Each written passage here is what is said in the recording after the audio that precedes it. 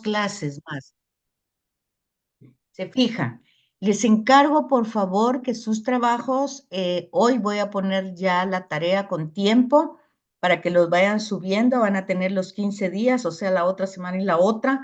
No lo dejen a último. Recuerden que tienen las preguntas anteriores de las páginas anteriores de la dimensión, la teología sociohistórica, la parte final anterior que vimos, las preguntas que están ahí, que se las expliqué la semana pasada, y una pequeña síntesis de los videos, básicamente la comprensión en general que ustedes tienen desde los videos, lo que pudieron captar, no en cuanto a las opiniones que haya dado, las opiniones personales que haya dado el conferencista, sino en relación al texto, o sea, qué dijo del texto. O sea, los comentarios que ya los hemos platicado, pues serán que si ustedes están de acuerdo o no.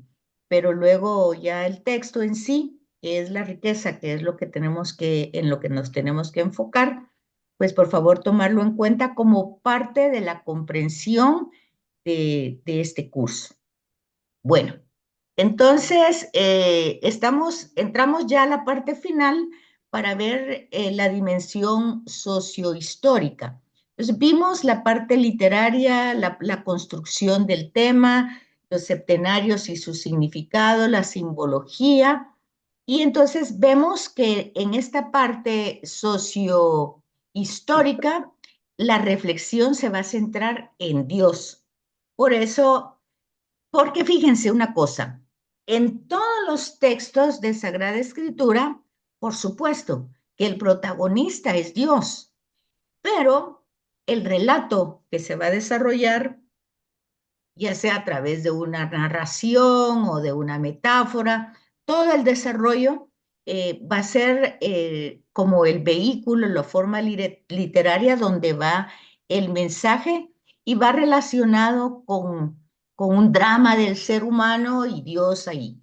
Pero en Apocalipsis, como es el final y poníamos como la analogía la vez pasada de los misterios del rosario, ¿verdad? El misterio glorioso, digamos, es el culmen de todo el misterio de Cristo. O sea, la encarnación empieza, ¿verdad? El tema, los misterios gozosos con la encarnación, los misterios luminosos con su vida pública, los misterios dolorosos con su redención y los gloriosos, pues es la plenitud y el, digamos que el desarrollo final del acontecimiento Cristo. Entonces, es exactamente lo mismo, o sea, eso que nosotros reflexionamos en los misterios del Rosario es lo mismo que ha pasado en toda la Sagrada Escritura. Nosotros vamos viendo la preparación para esa encarnación de Cristo anunciada desde la antigüedad en los distintos momentos, Dios como protagonista, ¿verdad? Luego vemos también la encarnación directamente del amor de Dios en la persona de Cristo, el mensaje que es el mensaje de amor de parte de Dios para que lo conozcamos, luego la consecuencia de ese mensaje que lo lleva a su pasión y su muerte, y la glorificación que todo es protagonismo de Dios, pero la glorificación, el hecho que Jesús haya resucitado es una acción del Padre. El hecho que haya subido al cielo, que retorne al Padre, es una acción también del Padre. Que envíe el Espíritu ya es una acción del Padre y del Hijo. Y luego la corona, la María Asunta y María coronada como reina, pues es un adelanto de lo que todos humanamente es nuestra meta. Entonces, por eso Apocalipsis es el libro final donde se sella todos los acontecimientos de la historia, todos tienen como meta todos los acontecimientos positivos, negativos, agradables, desagradables, obstáculos, beneficios, todo lo que ustedes puedan ver en el transcurso de una vida humana, todo. tiene como meta y como fin a Dios. Y Dios pues va a actuar de acuerdo a esa disposición que nosotros tengamos de continuar, o sea, de seguirlo. Un poco el tema de ayer de la Eucaristía, ¿verdad? El joven o el Señor en Marcos, la persona que se acerca a Jesús para decirle esto, justamente, ¿cómo puedo para, cómo puedo hacer para tener la vida eterna, o sea, la vida con Dios? ¿Qué puedo hacer? Y sí, cumple los mandamientos, lo he hecho siempre. Bueno, entonces el tema que viene desde Génesis 12, ¿verdad? Con Abraham, clave de comprensión de lectura de toda la Biblia, despójate, o sea, deja tu casa, deja tu tierra, despójate y abandónate al lugar donde, que yo te mostraré. Entonces, es lo mismo que le dice Jesús al joven, solo que son otras palabras, ¿verdad? Es lo mismo que le dice el ángel a María, es lo mismo que le dice Dios a Moisés, es lo mismo, es la misma situación. O sea, despójate, o sea, vende todo y dalo a los pobres. Solo que ahí ya en nuestra mentalidad individualista, capitalista, pues lo sentimos más difícil que Abraham, ¿verdad? Deja tu tierra, deja tu casa, tal vez ahí sentimos más fácil y abandónate o ve al lugar que yo te mostraré, que tampoco es un lugar definido, es el abandono a la voluntad de Dios. Entonces, es lo mismo de ayer y es lo mismo de Apocalipsis. Entonces, las circunstancias difíciles, los acontecimientos van a pasar. Lo importante es también abandonarse, no aferrarse al sufrimiento, a la persecución. La meta no es esa, la meta es Dios. Entonces, por eso aquí dice que la literatura apocalíptica es eminentemente teocéntrica. Dios el centro. Y obviamente es teocéntrica, cristocéntrica, ¿verdad? Porque el Cordero de pie es el único de todos los septenarios, todos, él es el único que puede eh, revelar, dar a conocer cuál es el sentido de todo lo que se está viviendo. Entonces, revela cómo Dios es el Señor absoluto del mundo, cosa que empezó en Génesis, ¿verdad? Que nosotros tendríamos que tenerlo claro, tanto en el himno en Génesis 1 como en Génesis 2. Es el creador, es el Señor, de él surge la vida, es fuente, o sea, es lógico, sería como lo más congruente que nuestro culto fuera lo más honesto y sincero, porque desde el primer momento, desde la primera página, se nos está diciendo quién es el creador de todo, incluyéndome, ¿verdad? Y que esa creación es realmente hecha con amor, por amor, ¿verdad? Y no por ningún otro interés. Y que ese personaje o ese ser que crea, pues es fuente de origen, es fuente de vida, es origen dinámico de toda la acción bella que se va desarrollando. Las dos narraciones dicen lo mismo, o sea, una es un himno y la otra es narración, las dos dicen lo mismo de distinta manera.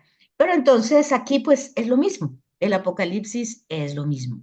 Dios es el Señor absoluto de todo, Él lo ha creado, Él lo domina, su proyecto Él lo conoce, nadie se puede escapar de Él, lo entienda o no lo entienda, lo crea o no lo crea, lo acepte o no lo acepte, pues el hecho es que está inmerso en esa realidad, aunque no la conozca. De ahí el tema de la misión, ¿verdad? Llevar ese mensaje a todas las personas para que lo conozcan. De ahí el esfuerzo de ustedes de estudiar para transmitir ese mensaje a otras personas para que lo conozcan. Entonces el Apocalipsis no es una excepción, sino es como el sello de todas las manifestaciones hechas a través de la historia de la salvación, llega a su parte culminante, que es la parte culminante de cada uno de nosotros. Aunque no tengamos persecuciones, tendremos momentos difíciles, más difíciles unos que otros, pero la meta es la misma para todos, ¿verdad? Entonces, Apocalipsis no constituye una excepción. Es un texto distinto por su género literario, dijimos, pero dice lo mismo, así como el género literario de Génesis 1 es un himno y Génesis 2 es una narración, pero dice lo mismo. Entonces el Apocalipsis dice lo mismo que se ha dicho desde el principio, solo que lo dice a través de signos, a través de símbolos que debemos entender, así como la narración del paraíso, de la creación, es a través de signos y todos esos signos los debemos de entender. Pero lo que está en el centro de todo eso es que Dios es, ante todo, el Señor absoluto y todopoderoso que trasciende, va más allá de la propia historia, del mundo, de las realidades que hoy son y mañana no son. Pues Él va mucho más allá. Y bueno, cuando decimos Él, pues ya saben ustedes que estamos utilizando un antropomorfismo, ¿verdad? Porque es una esencia, una esencia personificada de amor, pero básicamente ni él ni ella, pues es una realidad comunicable, una realidad trascendente, trasciende, pero también inmanente desde la encarnación. Eso es importante entenderlo, ¿verdad? Sobre todo que estamos otra vez a las puertas de finalizar el año litúrgico con Cristo Rey en noviembre y empieza el Adviento, ¿verdad? Y yo considero que ya con la formación de ya 2 años de Sagrada Escritura, pues ustedes sabrán que el acontecimiento más grande de la historia es la encarnación de Dios. Es que eso, lo crean o no lo crean, pasó.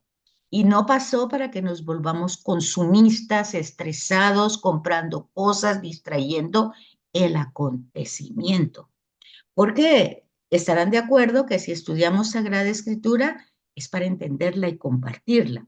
No es un trabajo intelectual, aunque necesitamos el uso de la razón para dar los argumentos de la fe, pero para eso, para transmitirlo. Entonces, ese acontecimiento se celebra con la vida y esa celebración con la vida es una relación íntima con Dios como Señor absoluto y todopoderoso de la historia, del mundo, de la vida, del cuanto somos, tenemos, nos movemos, respiramos, todo eso viene de Él. Así tendríamos que entenderlo y tanto llega su amor que se encarna para estar entonces ya no trascendente, sino inmanente dentro de nuestra realidad humana. Emanuel, ¿verdad? Dios con nosotros.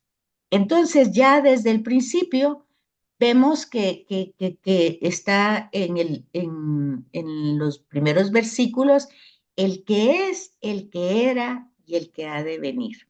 Eso es una esencia que permanece siempre, que no cambia, que no, que aunque el lenguaje que tengamos en los profetas o en algunos textos puede sonar a veces fuerte con términos como venganza, como castigo, como cólera, pues tenemos que entenderlo desde la forma literaria, así como tendríamos que entender Apocalipsis desde la forma literaria que estamos trabajando. Pero lo que muestra realmente es de una presencia a través del tiempo, a través de los siglos, desde el principio de todo. Porque decíamos que en Sagrada Escritura el principio no es el inicio, sino que es desde siempre, ¿verdad? Desde todo el tiempo. Pero para nosotros los humanos empieza con algo, pero no es porque ahí se da la realidad primera. La realidad ha existido y existirá, por eso es el que era, el que ha de venir. Y eso muestra claramente en las distintas citas de Apocalipsis, ¿verdad? Cómo se menciona, cómo se considera que ya ha venido Jesús en un tiempo histórico, ¿verdad? Y ahí es donde se ve esa apertura del sello. Pero detrás de esas expresiones va la revelación del nombre de Dios que está en Éxodo 3, ¿verdad? Cuando, cuando Moisés pregunta, dame, ¿cómo te llamas? ¿Cuál es tu nombre? Entonces es la respuesta es de la esencia ontológica, o sea, es el que es. Acuérdense cuando estudiamos el verbo ser y estar en el colegio, ¿verdad? Es algo que se conjuga con toda prioridad y que complementa otros verbos, pero que siempre está, es el más importante, el ser y el estar, ¿verdad? Y esa es la identidad de Dios. Soy el que soy. Entonces, es y está. Entonces, eso es lo que nosotros vamos viendo a través de todos los signos que va presentando el, el libro de Apocalipsis, ¿verdad? Y se va desarrollando a través de toda esa literatura con distintas fórmulas, pero las fórmulas van a remitir a lo mismo, a lo hondo, a lo profundo, a lo ontológico, se dice en teología, ¿verdad? O sea, a la esencia. Y esta esencia va acompañada en Apocalipsis por títulos, ¿verdad? El Kyrios, el Señor, el Pantocrátor, que es el que se utiliza en Oriente en lugar de imágenes, ¿verdad? El Todopoderoso. Todos esos son títulos. Eso también es importante cuando nosotros estudiamos Sagrada Escritura y vemos, por ejemplo, la pregunta de ¿y quién dice la gente que soy yo? Pues entonces vemos que la respuesta tiene que ser personal, no de títulos. Si nosotros venimos y lo que damos es títulos, es como que cuando conocemos a una persona, ¿y quién es ella? Pues o es un ingeniero, un arquitecto. No, pero es que esa persona no nació siendo eso, ¿verdad? Es una persona, es una amiga, es una conocida, es un compañero. Pues el título es algo que logró en la vida, pero que le sirve para trabajar, pero no lo identifica como ser, como persona. Es un oficio, ¿verdad? Es un trabajo. Claro que le ha costado y pues tal vez algunos tendrán mucha importancia que se le den ese título, pero realmente lo que importa es el nombre que tuvo en el bautismo y lo que sucedió en el bautismo. Ese es el acontecimiento. Los demás son momentos muy importantes en la vida que sirven, que se celebran, pero que no son la meta final, sino que el tema es Dios, es su verdadero significado, el verdadero fin y motivo, su trascendencia, su realidad primera y última. Y entonces todos los títulos que se van dando, pues es para manifestar toda esa majestad y señorío que tiene. Así va la estructura del Apocalipsis.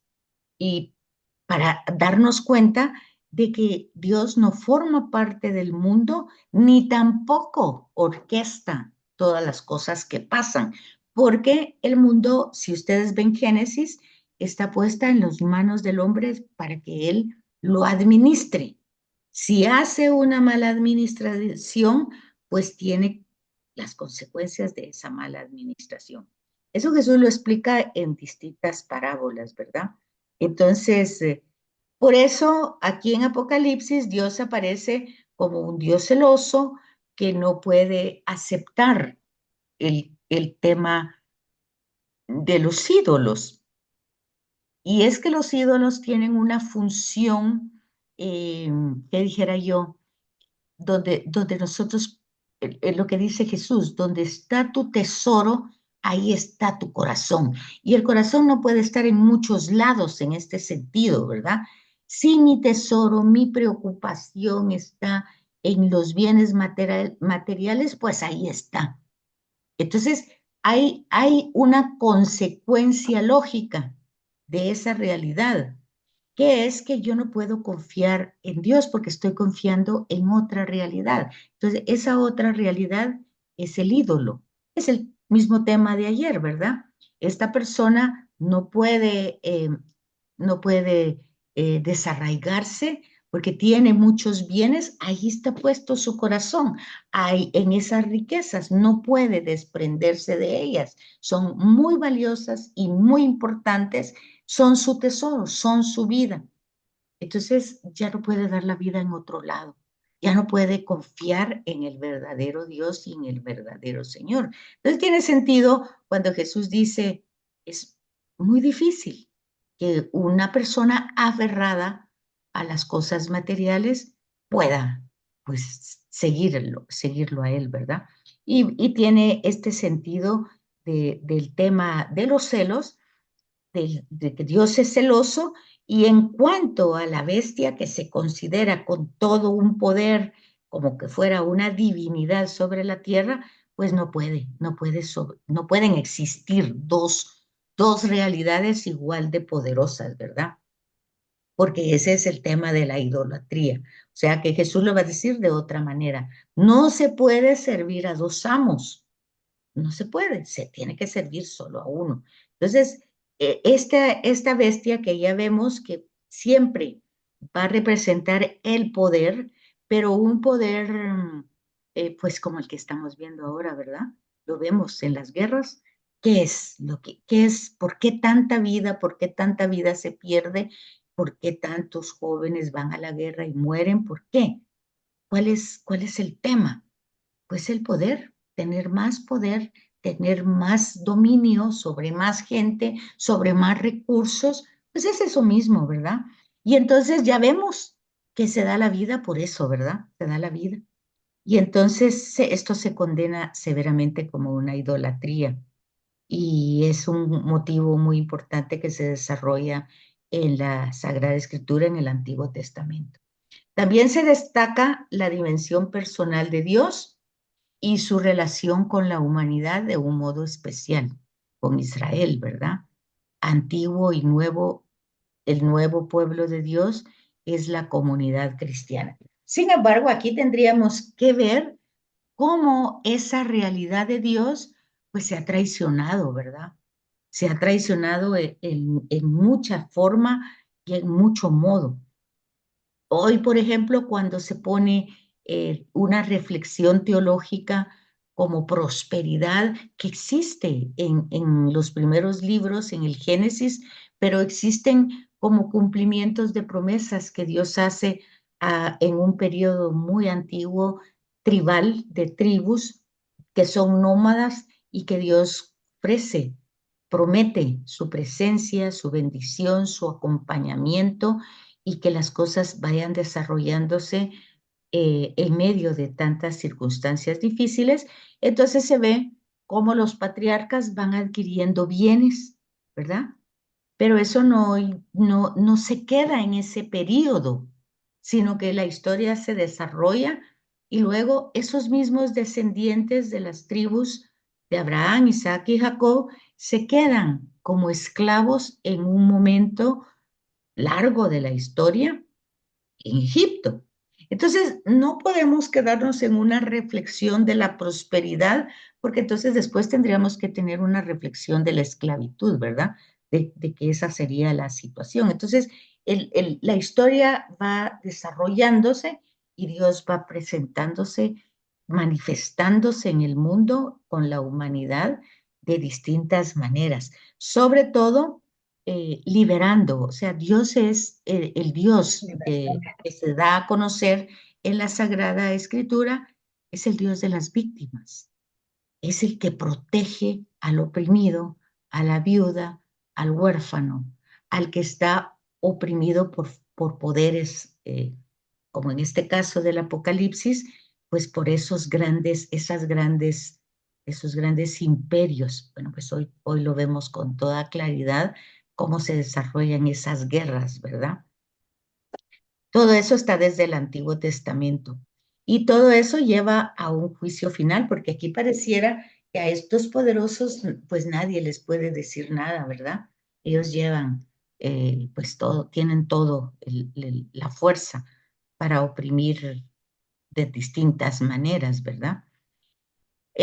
Pero no podemos, por todas estas circunstancias que se han dado a través de la historia y que ya nos damos cuenta que se siguen dando, no podemos separarnos de esa confianza de Dios.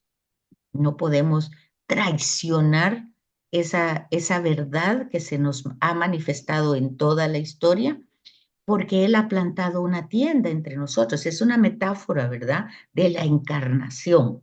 Él se ha hecho carne, ha caminado, ha estado. Por eso decimos, la encarnación no es un tema que nosotros vamos a celebrar con fojitos, arbolitos y adornos. Es un acontecimiento de vida que nosotros debemos ser muy conscientes y que realmente es el único que puede consolar todo el sufrimiento, las lágrimas, el dolor, el sufrimiento, la muerte que se va desarrollando en la historia. Entonces, el Apocalipsis va a presentar lo que nosotros estamos viviendo hoy, si además de la Biblia tenemos las noticias, ¿verdad? Nos vamos dando cuenta de todo ese drama humano que se vive, ¿verdad? ¿Y qué es lo que se pide en ese drama humano? Pues no se pide la resignación, se pide la confianza, ¿verdad? Y porque tenemos un mediador. Fíjense que por eso es muy triste ver que este mensaje, pues aunque hay religiones monoteístas como el Islam y el judaísmo, pero no tienen a Jesús. Entonces vemos que vemos ahí con mucha claridad esa ausencia, ¿verdad? De reflexionar este tema apocalíptico, que el mediador por excelencia es Jesucristo, ¿verdad? Y a Él le ha entregado Dios todo su plan, todo su desarrollo, le ha encargado realizar su voluntad aquí en la tierra, y Él es el único mediador entre Dios y nosotros. Por eso, aparte de que encontramos el tema teocéntrico, todo lo que se desarrolla en el Apocalipsis está enfocado en la misa. Es una celebración pascual y esa se celebra todos los días en una Eucaristía. Por eso se ha dicho con razón que sin la figura de Jesús, que es como el hilo conductor que enlaza todas las imágenes, símbolos y escenas, y a la vez que infunde un tono de serenidad a toda la historia dramática que se vive en las comunidades y que nosotros vivimos hoy, el, el Apocalipsis se desintegraría en escenas poco coherentes, así como pasa en la historia cuando nosotros vemos las grandes matazones de jóvenes, y es que lo que es impresionante es que otros orquestan las guerras, pero los que se mueren no son los que la orquestan, sino que es todos los jóvenes, todas las personas que van a pelear por esas guerras que ni siquiera les corresponde, ¿verdad? Y que luego su gran honor es ponerles una medalla o una bandera. Apocalipsis subraya la relación fíjense, única, entre Jesús y Dios, que es el Padre de Jesús. No solo porque se afirma que Jesús, que se ha sentado, pues el sentado es una metáfora, ¿verdad? O sea, si leemos Hebreos, vemos que Él entra en el Padre, el recinto de Jesús es el Padre. El cielo para nosotros es la convivencia con el Padre. Entonces, no solo por eso, sino porque todos los títulos que se le atribuyen son los mismos de Dios, ¿verdad? Ha estado desde el principio, acuérdense ustedes, Juan, en el principio existía la palabra y el alfa y el omega, pues ustedes saben que son las dos letras, la primera y la última del alfabeto griego, ¿verdad? Y entonces, por eso Jesús es el mismo hoy, ayer, mañana y siempre. Es una revelación de Apocalipsis, ¿verdad? Es el principio y el fin. Y entonces el que habla en el Apocalipsis y el que habla en la Eucaristía es Él. Y si nosotros, así como acabamos de ver, vemos el Apocalipsis como los misterios gloriosos, en la Eucaristía vemos todo el desarrollo. Si ustedes lo quieren ver de otra manera y para comprenderlo mejor, no da tiempo en el curso, pero si ustedes pueden leer La Cena del Cordero de Scott Hans, van a ver el desarrollo bíblico o el desarrollo del Apocalipsis con citas bíblicas, porque la Eucaristía es eso, es una serie de citas bíblicas que se van desplazando a través de ese momento eucarístico, sacramental, ¿verdad? Entonces, lean la cena del Cordero y ahí van a encontrar una analogía exacta del Apocalipsis, un complemento diferente a las conferencias, ¿verdad? Entonces, vemos todos esos títulos que son cristológicos y que básicamente es un testimonio que va a través de toda la Sagrada Escritura y que el libro pretende llevar ánimo al lector. Y es que hay un sentido común. Dios no crea todo para destruirlo, ¿verdad? Eso no tiene sentido. Y Dios es pleno en sabiduría. Entonces, todo tiene que estar en un proceso. Y esto es muy importante si nosotros lo comprendemos, porque entonces la muerte tampoco es una destrucción. Lo sería si no hay un tema de resurrección. Pero como hay un tema, la muerte viene a ser como trascender una realidad y pasar a otra, ¿verdad? Así como cuando el bebé está en el vientre materno, está en una realidad y trasciende a otro cuando nace. Entonces, igual cuando se muere, se trasciende a otra realidad. Entonces, es un sentido de que no hay un acabarse, sino hay un transformarse. Y en ese sentido, pues Jesús es el primer ejemplo. Y luego en los misterios de gloria, pues es María, ¿verdad? Como representante nuestro. Entonces, aquí el Apocalipsis va a tener ese carácter único de supremacía de Dios, una idea que está en todos lados y que la debemos entender sobre todo en Juan y que señala también eh, el tema de la superioridad de Jesús. O sea, Jesús no es un filósofo, no es un profeta, no solo es el Mesías, es más que todo eso. No solo es un maestro, es más, es Dios. Entonces, eso hay que verlo como parte de la revelación. Y Jesús es el modelo original de la creación, es el proyecto auténtico de lo que Dios quiere que sea el hombre. O sea, quiere decir que cada uno de los seres humanos está en el proyecto de Dios, está repensado de una manera. Y ante la incapacidad de poderlo hacer, pues tenemos los méritos de Cristo que nos dan la gracia para encontrar esa santidad, esa salvación plena. Y entonces la muerte y la resurrección, pues son temas que van unidos y que exaltan y que trascienden y que llevan a presentar en el Apocalipsis al Cordero degollado, ¿verdad? Que está de pie, está degollado, pero está de pie, o sea, lo mataron, pero está vivo. Entonces, todos son imágenes que debemos comprender y ahí se da ese acontecimiento como paso decisivo, ¿verdad? Y ahí vamos encontrando palabras importantes, cordero, carnero, para ir descubriendo las distintas realidades. Pero el hecho es que, sobre todo, y así termina el año litúrgico, como Jesús reinando, ¿verdad? Jesús reina ya en este mundo, pues es el ejecutor de los planes salvíficos de Dios. Y además es la clave para interpretar toda la historia de la salvación.